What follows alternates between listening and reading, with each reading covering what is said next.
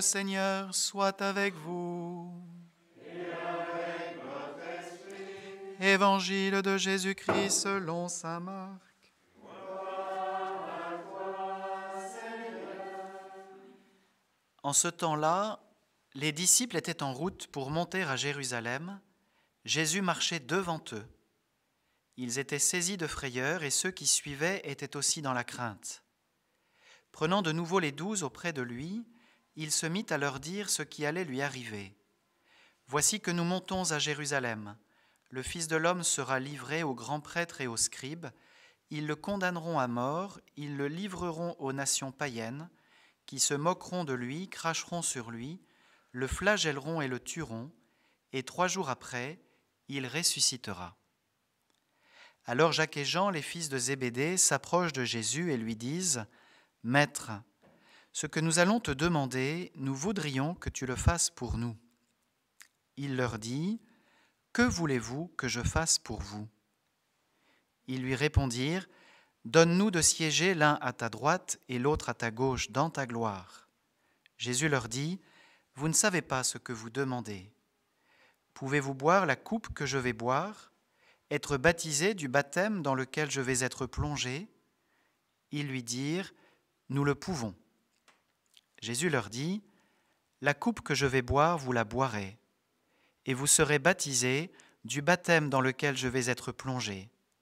Quant à siéger à ma droite ou à ma gauche, ce n'est pas à moi de l'accorder.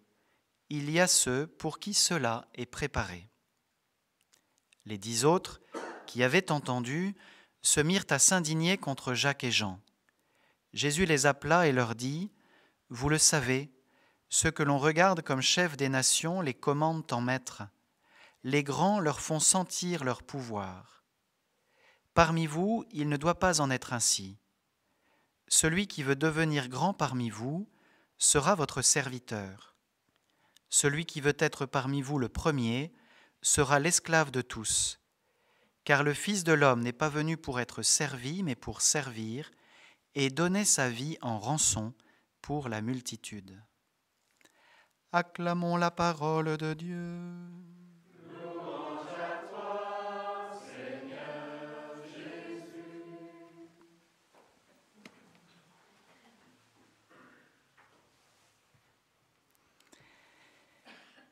Que voulons-nous que Jésus fasse pour nous ?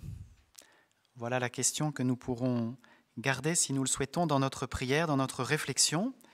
C'est la question que pose Jésus à Jacques et Jean, les fils de Zébédée.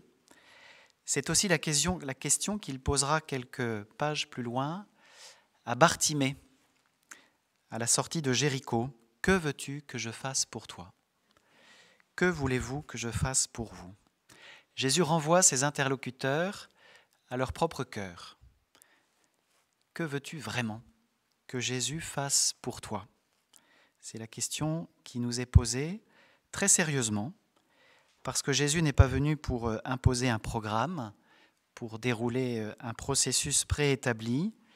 Il est venu appeler chacun, personnellement, à la conversion, au retournement de son cœur, pour ouvrir ce cœur à la vie éternelle, au règne de Dieu, dans la paix et la joie. Alors que voulons-nous que Jésus fasse pour nous ? Jésus, lui, il dit ce qu'il va faire. Il va donner sa vie. C'est la 3e annonce de la Passion dans l'évangile de saint Marc. On est sur la route qui monte vers Jérusalem. Jésus est résolu, il est en avant de ses disciples. Jésus marchait devant eux et les disciples, eux, sont saisis de frayeur. Ils ont bien conscience que le chemin qui s'annonce ne sera pas facile. Et ceux qui étaient avec eux sont aussi dans la crainte.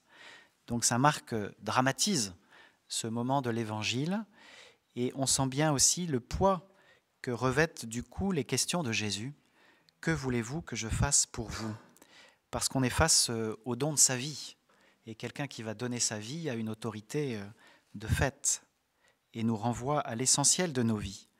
Et là, il y a un décalage terrible, vous voyez, entre la gravité que saint Marc souligne, le don de sa vie que Jésus annonce, et puis la nature de la demande de Jacques et Jean, qui demandent quoi ?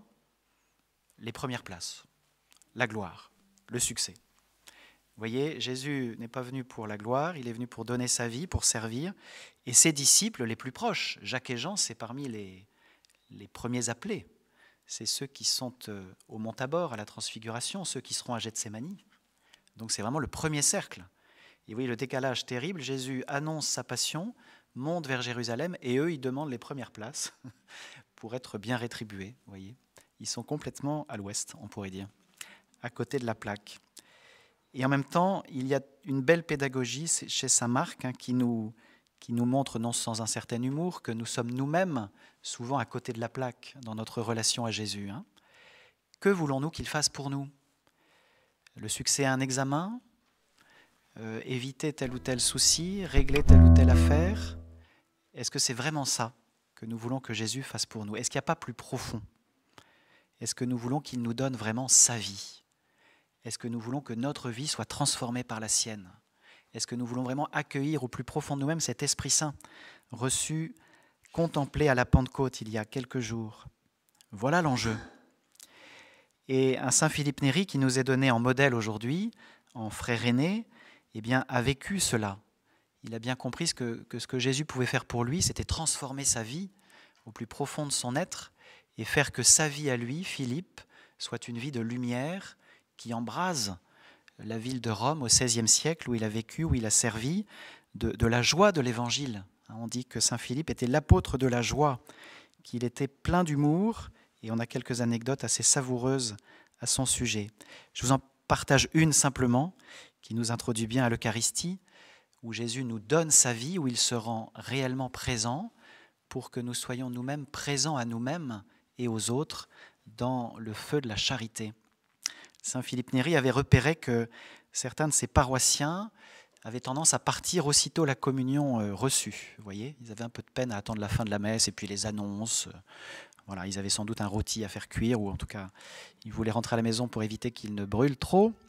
Toujours est-il qu'un jour, il repère donc un gentilhomme romain qui part aussitôt après la communion et il envoie 2 servants d'autel avec chacun un cierge allumé pour entourer l'homme qui partait. Et donc, ils le suivent dans la rue et ils l'encadrent. Alors, le gentilhomme est un peu gêné, vous voyez, il espérait sortir discrètement. Bon, c'était pas discret, ça s'est vu. Et puis, une fois dans la rue, il espérait être incognito, raté. Il y avait 2 servants d'hôtel. Hop. Et il leur dit, mais enfin, partez. Ah ben non, monsieur Philippe nous a dit de vous accompagner parce que vous portez le Seigneur en vous. Vous voyez la foi de Philippe Néri dans l'Eucharistie, Jésus qui se donne vraiment. Et donc, il ne s'agit pas d'accomplir une formalité religieuse avant de rejoindre le quotidien et les activités essentielles. Non, l'essentiel, c'est justement celui que je viens de recevoir. Est-ce qu'il est vraiment au cœur de ma vie? Que voulons-nous qu'il fasse pour nous?